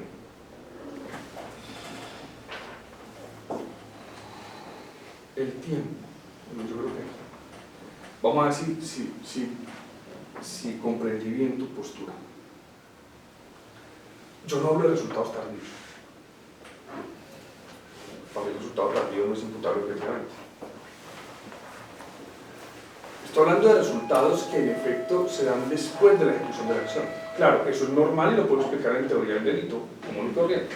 Si yo te disparo a ti en este momento y te mueres dentro de 2 semanas, no es exactamente el resultado tardío que yo entiendo. Es un resultado que se da dentro de la línea de acción previsible del comportamiento y no es ajeno, digamos, al núcleo temporal de la acción. Es exactamente lo mismo. Yo no veo un problema temporal, sí lo puedo explicar en términos del delito, pero lo que sí veo en esta estructura es que cuando yo hablo de tiempos, hablo de tiempo en el ciberespacio, no del tiempo del reloj, pues no el tiempo de medición ordinario, sino en un tiempo que es multitemporal. A ver, pues si me hago entender. Si yo en este momento lanzo un ataque contra un sujeto, contra varios sujetos que están en la red, una cosa es el tiempo en el que se programa y se ejecuta la acción, que puede ser el mío, pero ese mismo tiempo es al mismo tiempo distinto en Alemania, en España, en Japón y en cualquier parte del mundo donde se encuentre la víctima. No sé si me hice entender. El concepto de tiempo, en términos de un lugar que es completamente deslocalizado, que tiene todos los tiempos del mundo, es distinto al de la teoría analógica del delito. Pero no es que el resultado, no es un problema que el resultado, digamos, se pueda separar de la acción, desde luego, eso lo puedo explicar desde la teoría del delito. Es que el tiempo de las víctimas de ese hecho puede ser completamente distinto en términos de los usos horarios en un lugar que no tiene tiempo, que es el ciberespacio, o tiene tiempo donde está la víctima. Es decir, es más que eso. No sé, yo el ejemplo del VIH lo entendería asociado, digamos, al tema del resultado tardío, según te entiendo. Pero le tengo pensé las diferencias, pero ya en otro lado, porque es que el VIH no te mata. No hay causalidad entre el contagio y la muerte. Pero no hay decisión temporal entre el contagio y las lesiones. Pero bueno, ese es otro tema y yo no... Pero mi concepto de tiempo en términos de la ejecución es otro. Es el tiempo en el que se desarrolla en ese lugar el tema. El tema de las acciones libres en la causa, lo interesante del tema, y no estoy de acuerdo contigo, es que deja de ser una excepción a una regla general, en muchos casos. Lo otro es que no solamente abarcaría la culpabilidad en términos de la preordenación de los trastornos, sino que tendríamos que indiscutiblemente acercarlo a la acción libre en la causa de las acciones. Por lo tanto, sería un concepto de acción libre mucho más amplio que el que muchos ordenamientos admiten. Por ejemplo, el Código Penal colombiano solo admite la acción libre en la causa en la preordenación del trastorno mental, no más. No hay regulación expresa en relación con la acción libre en la causa de la conducta, por ejemplo, para preordenación de estados de plena inconsciencia o la preordenación de la falta de voluntariedad de la acción por la preordenación, qué sé yo, de un acto reflejo. Ese tipo de estructuras no son tan comunes en los ordenamientos jurídicos latinoamericanos, salvo probablemente en el Cono Sur y un poco más en Europa. Pero eso tendría que plantearse y regularse de una manera mucho más clara en nuestros códigos, porque de lo contrario lo que vamos a generar es una impunidad brutal en este fenómeno.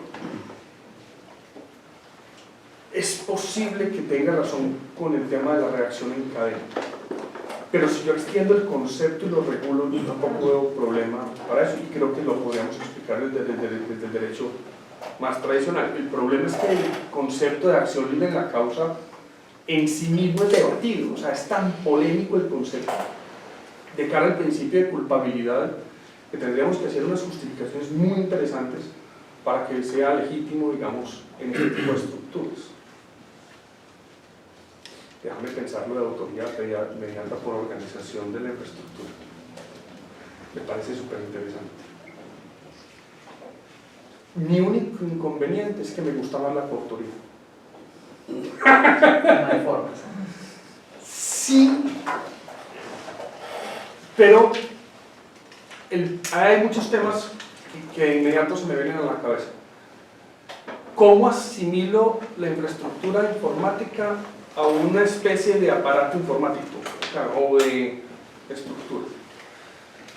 El problema es que si hay jerarquías, o por lo menos si hay jerarquías por privilegios en el ciberespacio, por lo tanto ahí tendría problemas con la coautoría en algunas cosas. No es tan claro que siempre se domine por completo la infraestructura y no sabría quién es el superior en ese tipo de infraestructuras, porque hay operaciones que son, hay tratamientos de información que no dependen tampoco del usuario, sino que dependen de los servidores y dependen de las restricciones de los servidores en ese tipo de acciones. Entonces, me parece súper interesante, no lo había pensado y lo voy a mirar. Con lo que sí de pronto no estaría de acuerdo es con la autoría inmediata. Con el tema de autoría inmediata creo que habría que mirarlo distinto ya en términos generales de autoría inmediata, porque yo sí creo que aquí estamos hablando de la manipulación específica del aparato. Y no es lo mismo tampoco el ataque distribuido a la autoría inmediata, porque en el ataque distribuido lo que tengo, por ejemplo, es una serie de sujetos que actúan de buena fe, pero que yo tecnológicamente, digamos, los utilizo para la ejecución del crimen, y eso no es necesariamente equivalente a la instrumentalización por subordinación o por error, porque no estoy instrumentalizando a la persona misma, sino a sus aparatos, en realidad. Entonces, ahí hay un tema de diferencia entre la instrumentalización humana y la instrumentalización de la infraestructura, que no es para nada clara, digamos, en este tipo de fenómenos. Yo creo que esto es simplemente a mi propósito con el texto, para ser muy honesto, es llamar la atención. O sea, no tengo nada de conmigo. Sobre todo porque hay algo que sí me parece que es muy difícil, y es que la gente siga pensando que no hay diferencias entre el crimen común y el cibercrimen. Y eso es muy difícil, digamos, de combatir. Y precisamente esa indistinción es la que genera impunidad en estos hechos. Alguien me dice, no, es que usted es un expansionista. Mire, expansionista si hago esto hace 40 años. Pero hoy, cuando esto es una realidad, hablar de expansión es muy peligroso, porque es un encubrimiento de la realidad. Y el problema es que no estamos pensando en cibercrimen. Es como si, es lo mismo que pasa cuando tratamos de equiparar la responsabilidad del ser humano con la responsabilidad penal de las personas jurídicas. El primer error metodológico en este tema siempre ha sido tratar de construir la responsabilidad de las personas jurídicas desde el punto de vista de la teoría del delito humano. Es un error básico. ¿Por qué? Porque es que no son seres humanos. Es una falacia absoluta. En consecuencia, tengo que construir la teoría de la responsabilidad penal de las personas jurídicas desde las características inherentes de las personas jurídicas. Y lo mismo pasa con esta estructura. Yo no puedo construir una teoría para explicar el cibercrimen desde las estructuras analógicas, sino que tengo que construirla desde la perspectiva del cibercrimen. ¿Cuál va a ser la conclusión? No tengo ni idea, pero lo que sí es cierto es algo. Dentro de 20 años, salvo delitos muy contados, los delitos analógicos serán la excepción. Es decir, todavía habrá hurtos en la calle, probablemente, si acaso, pero es que la gente va a dejar de utilizar dinero. ¿Habrá violaciones? Seguramente, y homicidios desde luego. Pero lo que estamos viendo en toda América Latina es un aumento exponencial de los cibercrímenes frente al delito común. El año pasado en mi país el cibercrimen creció en un 68% en comparación con los hurtos tradicionales. 68%. Consecuencia, digamos, esta va a ser la regla general, no va a ser la excepción. No sé qué más me faltó. No, sí, son los que más creo, pues, y si no, decime y seguimos. En cuanto a lo que me planteaba Luis, yo creo que ya no es un concepto criminológico. Es decir, lo fue, y lo fue fundamentalmente hasta el año 2002, más o menos. A partir del año 2002 se convierte en un concepto esencialmente dogmático. No es que no tenga alcance criminológico, y en Perú más o menos entre el 2007 y el 2010 se convierte en un concepto realmente dogmático con unas características muy difíciles. Y si hay diferencias entre el derecho común y el derecho técnico, para empezar, digamos, tu respuesta. Te voy a poner un ejemplo. Doctor, ¿qué es para usted un borrado? ¿Qué significa un borrado?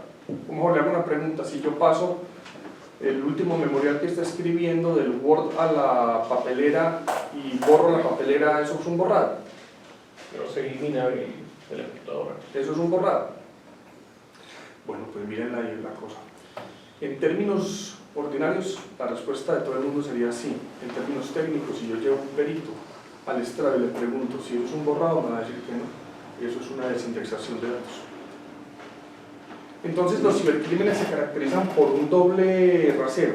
El rasero de las personas y el rasero de los técnicos. Y esa es una primera gran dificultad en la persecución del crimen. Porque la mitad de la gente denuncia cosas que no son delitos. Y la otra mitad no entiende por qué no es delito. Hay una separación entre los conceptos normales o naturales y los conceptos técnicos. En Colombia esto se resuelve de manera bastante sencilla, porque hay una norma en el Código Civil que dice que los conceptos técnicos preferirán a los conceptos naturales. No sé aquí en el Perú, pero eso significa que eso no es borrado. Eso es desindexación. Y si yo hilo más despacio, lo que podría hacer es un delito de obstaculización a los datos y no un borrado en sentido estricto. Entonces, ese es como el primer punto. Sí hay una diferencia brutal en términos de lo puramente natural y lo puramente tecnológico, y por eso estos delitos siempre, necesariamente, tienen que ir de la mano con expertos peritos. Segundo,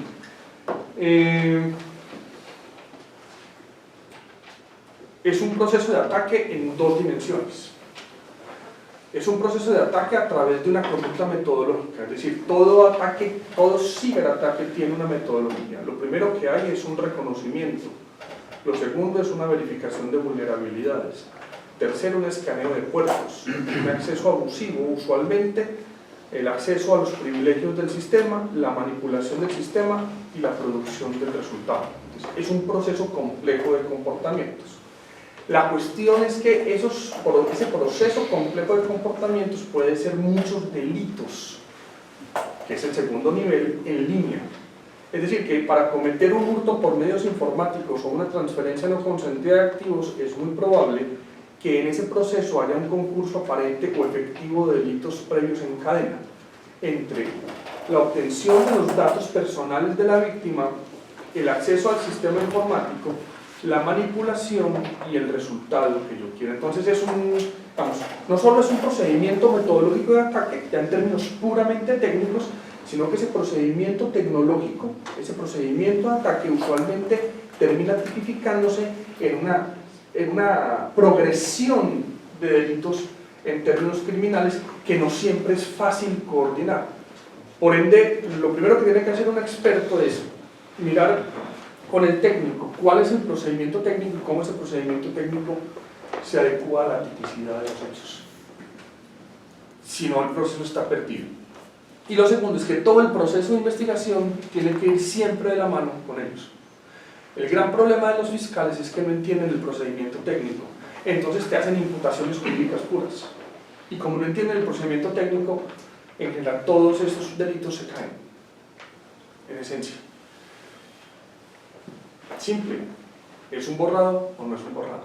Pues vos dejás que el fiscal haga lo que le dé la gana. Llegas al estrado, llegas a juicio oral, sentas a tu perito, te preguntas si es un borrado, te dice que no, y bajo juramento coges el perito del fiscal, y el perito del fiscal te va a tener que contestar sí o sí que eso no es un borrado. Pero al fiscal nunca se le ocurrió preguntar si era un borrado o no, porque no conoce el procedimiento técnico. Lo mismo pasa, por ejemplo, con el acceso abusivo a un sistema informático. El escaneo del puerto es acceso. Los fiscales lo imputan como acceso abusivo, pues no es. Entonces, ahí hay un tema complicado. ¿Cómo estamos en Colombia? Pues hay un tema que depende de muchas cosas, pero en Colombia, digamos, cada vez estamos mucho mejor, por dos razones. La primera, los cibercrímenes en Colombia son objeto de acusación privada, todos. Eso significa que, previa solicitud al fiscal, el fiscal puede hacer la conversión de la acción y usted como abogado puede llevar el proceso con su equipo. Eso significa además que aunque se trate de investigación de naturaleza compleja que implique restricción de derechos fundamentales, usted puede hacer su propia investigación.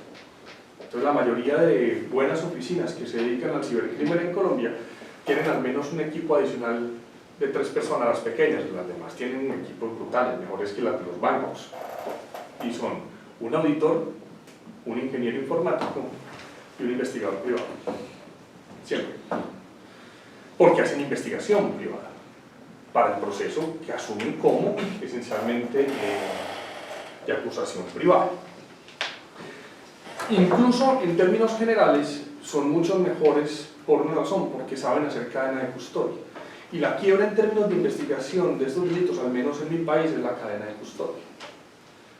En estos días le contaba yo, creo que lo hablábamos probablemente con el doctor Pacheco, antier, un caso muy sonado en Twitter en Colombia, de un tipo en un taxi, en un jeep rojo, que atropelló un conductor del Sistema Integrado de Transporte, del Transmilenio en Bogotá.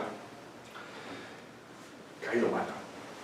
Entonces todo el mundo cogió a filmar al tipo y en el video se ve patente cuando lo atropella. Lo capturan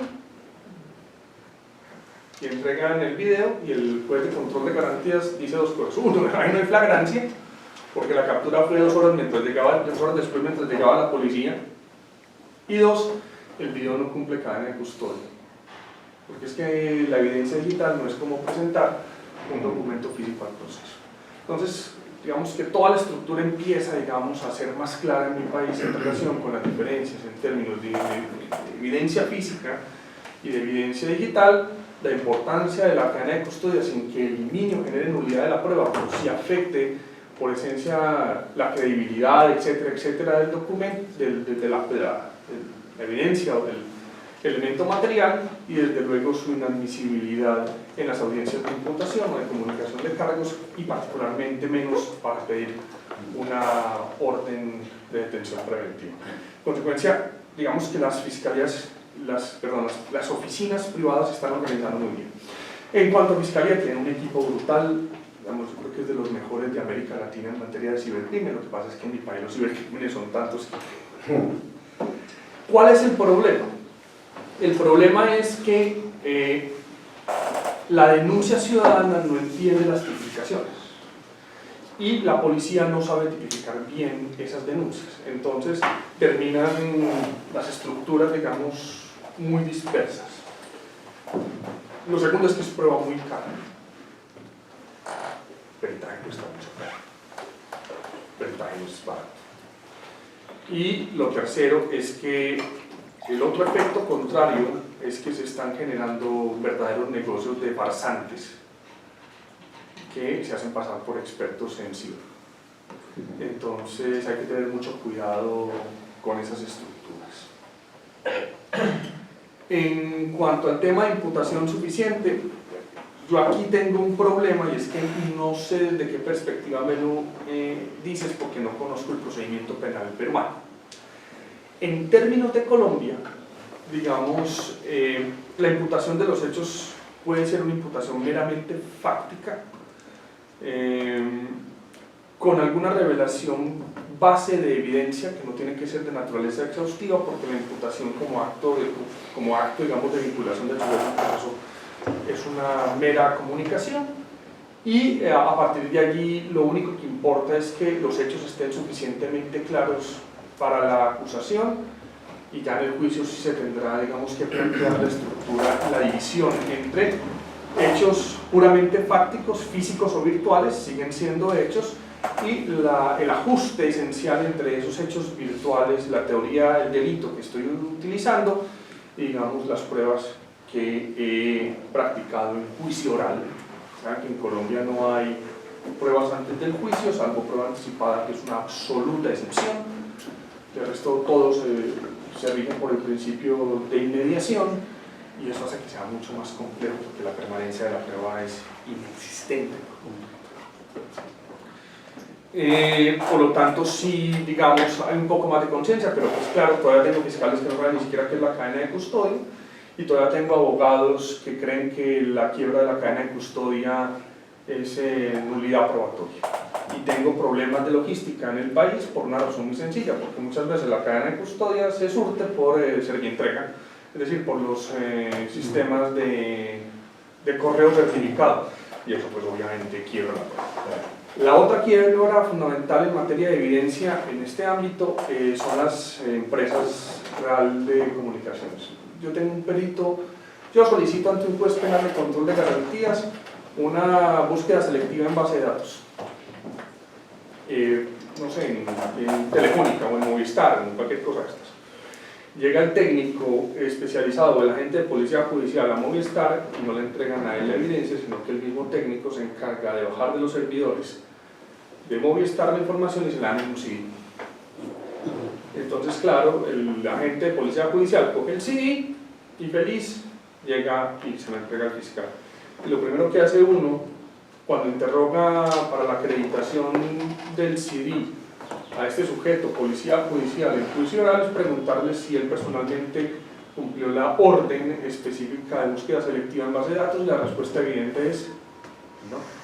Por lo tanto, no hay cadena de custodia, se quebró. Él no me puede certificar, ese funcionario de policía judicial que me está acreditando el CD, que la información que está en el CD tenga una relación de mismidad con la información que está en los servidores de Movistar. Por lo tanto, todavía se está en un problema general. Entonces, tengo muchos problemas técnicos en términos de evidencia digital, de valoración de la evidencia digital, de recaudación Y eso es algo que simplemente no se aprende, eso hay que estudiarlo y hay que certificarse. Y hay que certificarse en evidencia digital. No es tan sencillo como parece.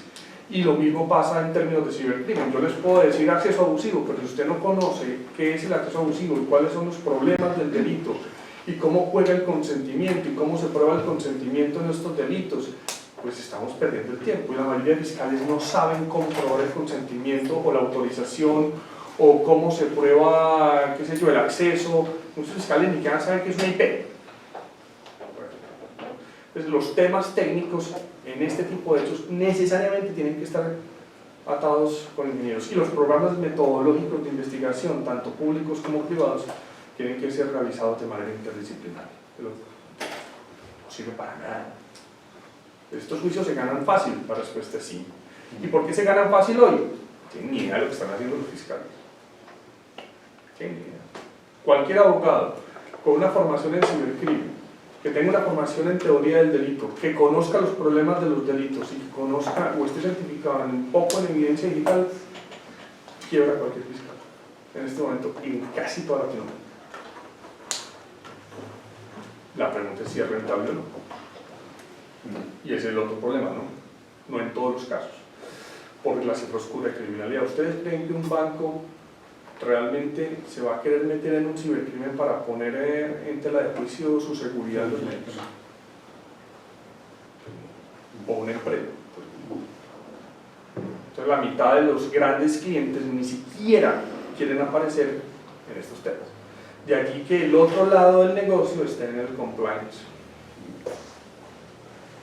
Porque la única manera es que las oficinas se encarguen, digamos, de la regulación específica que hay en los bancos en materia de seguridad.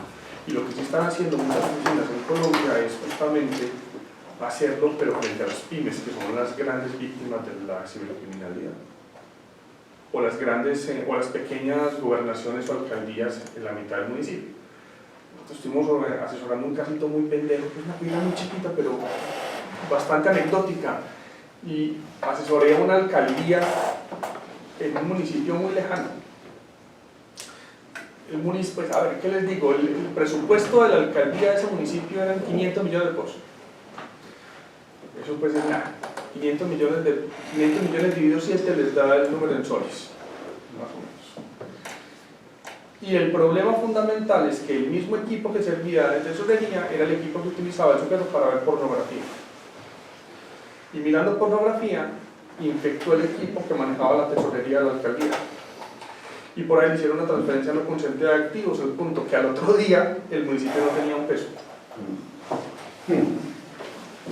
Y lo procesaron por peculado.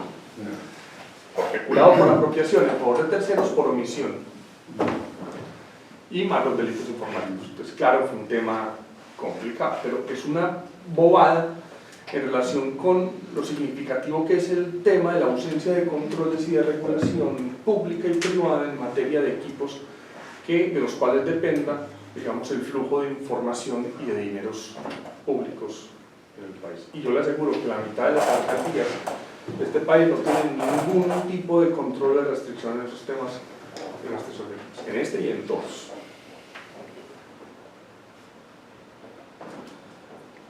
¿Qué más se me Vamos a abrir de repente unos minutitos al comentario de alguien. ¿Alguien quiere preguntar algo? Es una pregunta. Sí. Bueno, sí, voy a utilizar Con tiempo. Yo hablo mucho. preguntaba por el tema de la herramienta de carácter convencional que tiene estos temas. Quisiera saber si que esta, a pesar de la trayectoria de cierto tiempo, la Convención de Budapest sigue siendo útil y pertinente para fijar ciertos parámetros conceptuales. Por ejemplo, pienso que la doctrina, ¿no? Con este tema de cibercriminalidad de delitos informáticos. Voy a tratar de explicar porque es muy sencillo. La Convención de De Budapest. repente si hay alguna otra pregunta para hacer el cierre. ¿Hay más preguntas, señor? Yo tengo una pregunta, para que la pongas en el paquete. La siguiente, tú lo has tocado de manera colateral, que es el tema de inteligencia artificial. Ok. Desde tu punto de vista, ¿es posible reconocer personalidad jurídica en el derecho penal a la inteligencia artificial? Usted llevó en mis manos el fin de semana un libro en alemán de una serie de coloquios del año 2016. Uno de los artículos era justamente ese, ¿no? La inteligencia artificial como persona. y la tesis central que yo en principio no debiera tener problemas en compartir es que si vamos a aceptar que determinados entes, como la persona jurídica, puedan tener responsabilidad penal sin ser de carne y hueso, ¿por qué tuviéramos que tener grandes problemas para reconocer que la inteligencia artificial en un nivel avanzado, que podríamos denominar singularidad, Sí. pueda ser un ente de implicación de responsabilidad? Ok. Entonces, a ver, despacio. La respuesta es no. No todo. En la Convención de Budapest, sí. La Convención de Budapest tiene 19 años.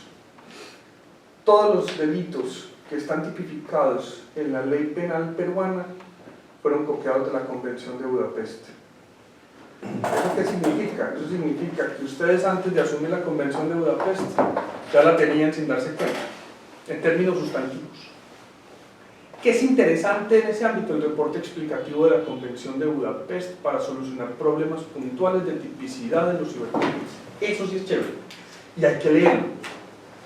¿Qué es importante en la Convención de Budapest? Los recursos de naturaleza procesal para complementar al Código Penal en futuras modificaciones. Por ejemplo, la obligación que tienen los particulares de entregar información a la Fiscalía en materia de datos. Cosas así.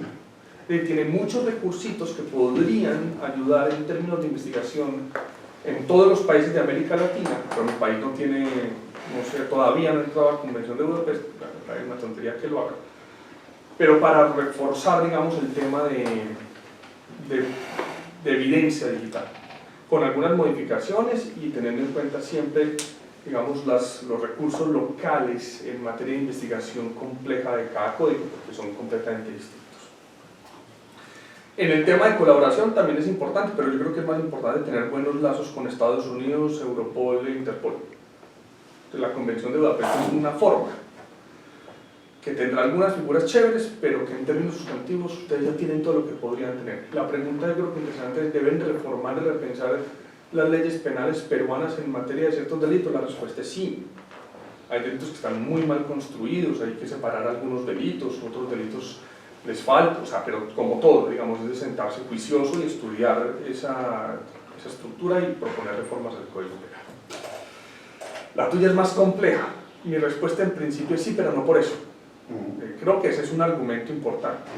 También hago un vaticinio, y es que en el futuro la responsabilidad penal de las personas jurídicas y la responsabilidad individual no va a ser distinta.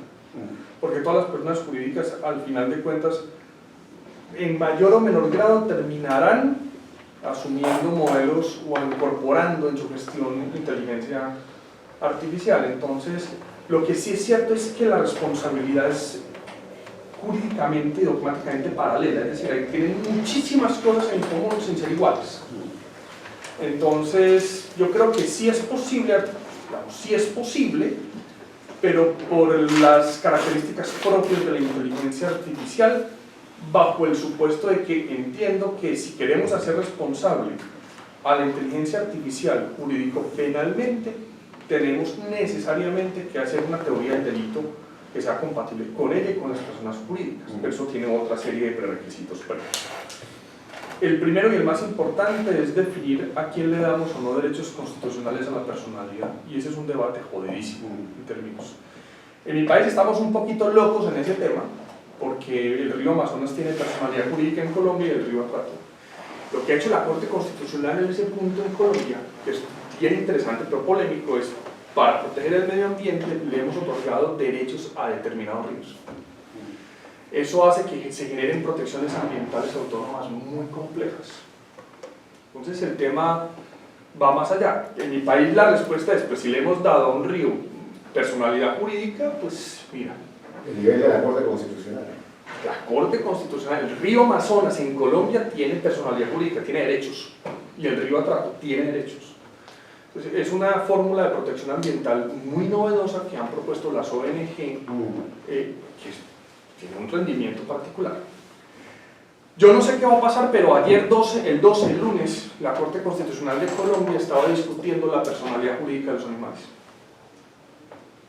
porque interpusieron una habeas corpus para liberar un oso en un zoológico en la costa atlántica colombiana.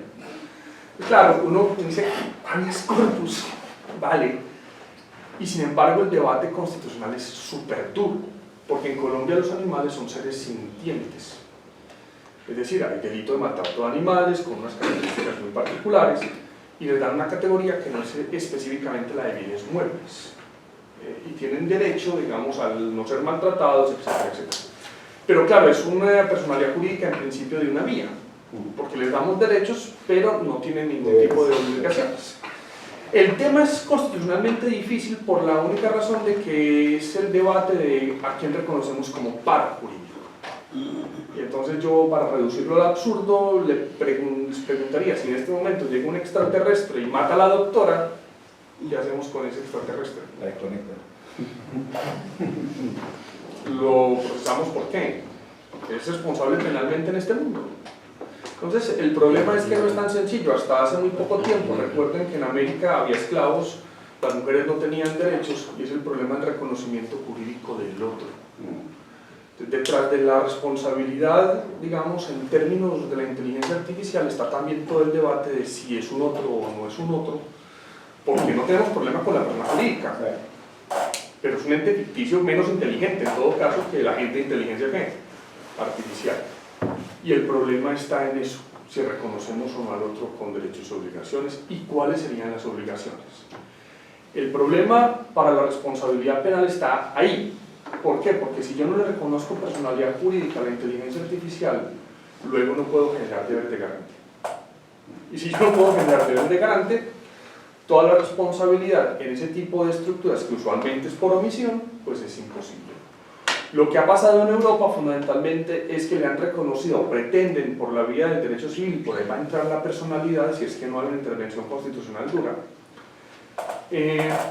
han pretendido que les den responsabilidad limitada para celebrar contratos de seguro para que respondan de manera autónoma con ese patrimonio por los daños causados, particularmente en los vehículos Tesla o Google, entre otras cosas, para que no comprometan el patrimonio, digamos, de sus titulares. En todo caso, y lo diré más tarde, si hablamos de responsabilidad penal de la inteligencia artificial, no es una responsabilidad única, es una responsabilidad subsidiaria, la responsabilidad directa, digamos, del dueño titular, del programador, etc. Y, en segundo lugar, subsidiaria de la responsabilidad por el producto. Y solo para los casos en los que el resultado específico generado por el agente de inteligencia artificial no sea imputable a los seres humanos o a las personas jurídicas que los han creado, o a los dueños, usuarios, etcétera, etcétera. Incluso podría ser en algunos casos compartida, pero todo el debate es un debate, primero, constitucional. Si no lo superamos, podemos seguir hablando del tema infinito. Bien, muchas gracias, Ricardo. A ustedes, Un aplauso, por favor.